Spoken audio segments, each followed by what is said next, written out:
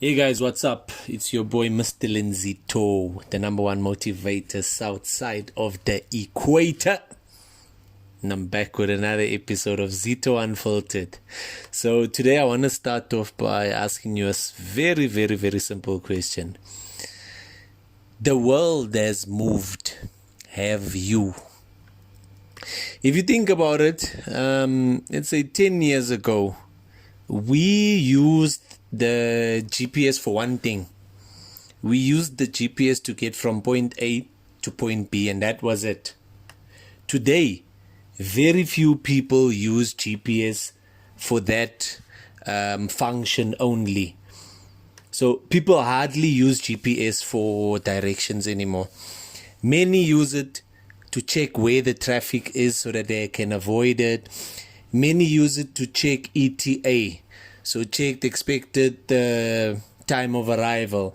Others use it to check where there are road closures. Others use it to find petrol stations, find restaurants. And the one that I think most people use the GPS for today is to see where there are hidden speed cameras or where the traffic officers are trapping vehicles for speeding. So the GPS itself didn't stop evolving. The people who use GPS did not stop evolving. They moved. The question again to you. The world has moved on. Have you? That's in fact another example. If you look at, let's take banking for instance. And I know some of you listening now might be too young to remember. But there was a time when if you wanted to send money to someone, firstly, that person had to have a bank account. Secondly, if you were working, you had to leave work early, rush to the bank, stand in a queue, and even before that, you had to make sure that you are inside of the bank before 3:30.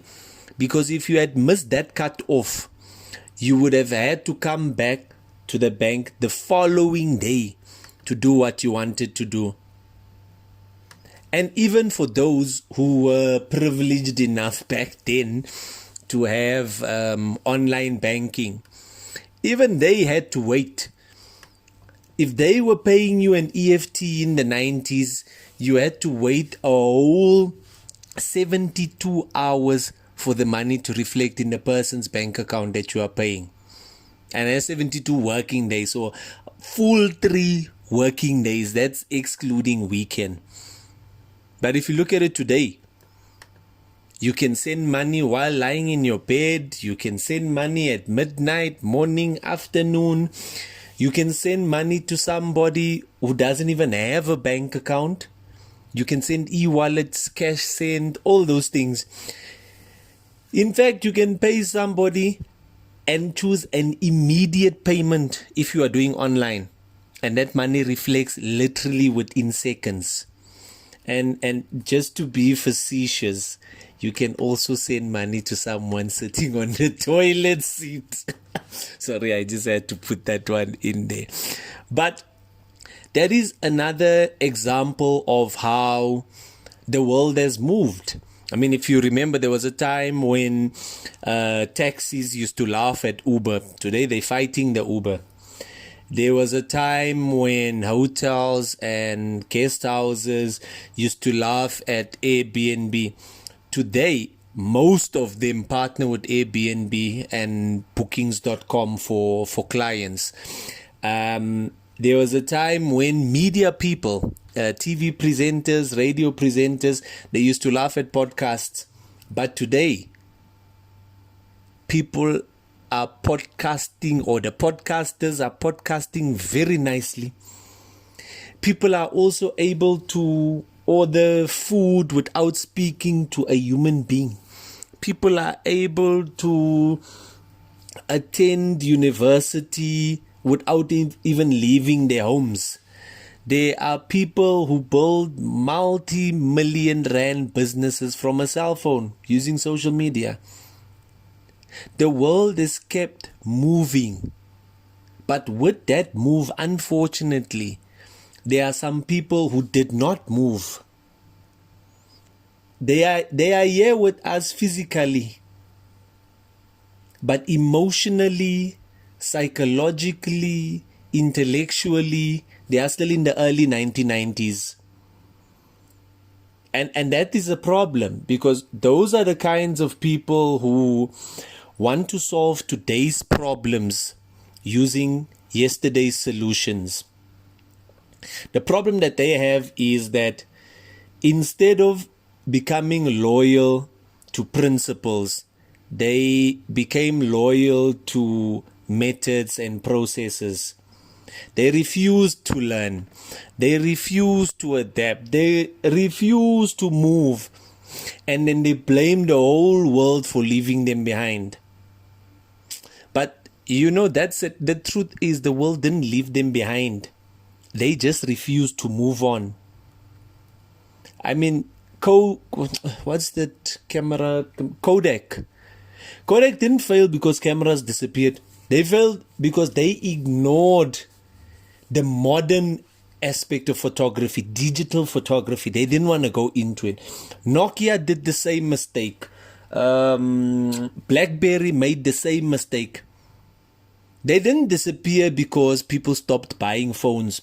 They disappeared because they felt that because they were the biggest at the time, they are never going to become the smallest.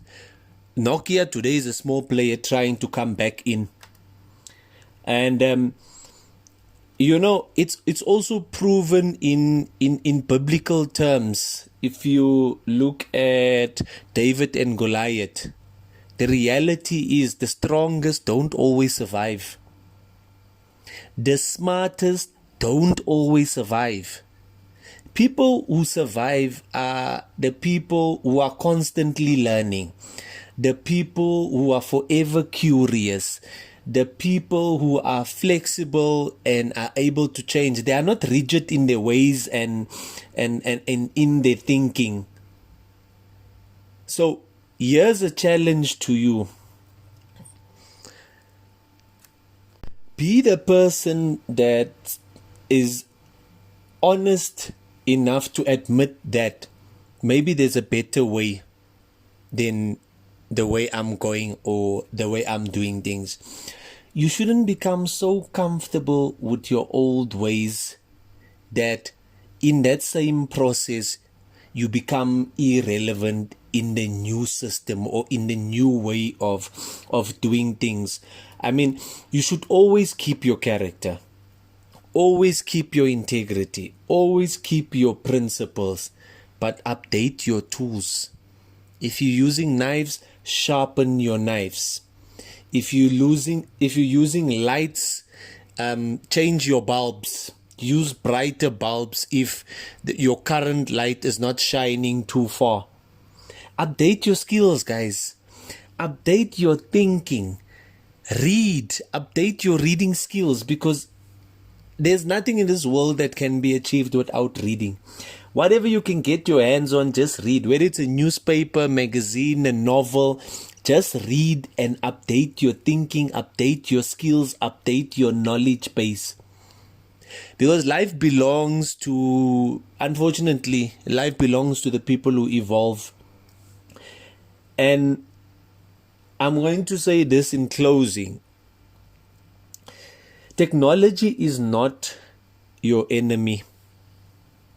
Your unwillingness to adapt is your biggest enemy.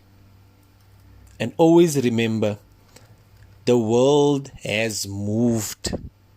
The question is, are you going to move with the world or are you going to stay behind? I'm Mr. Lindsay, to the #1 motivator south side of the equator. Shopping away.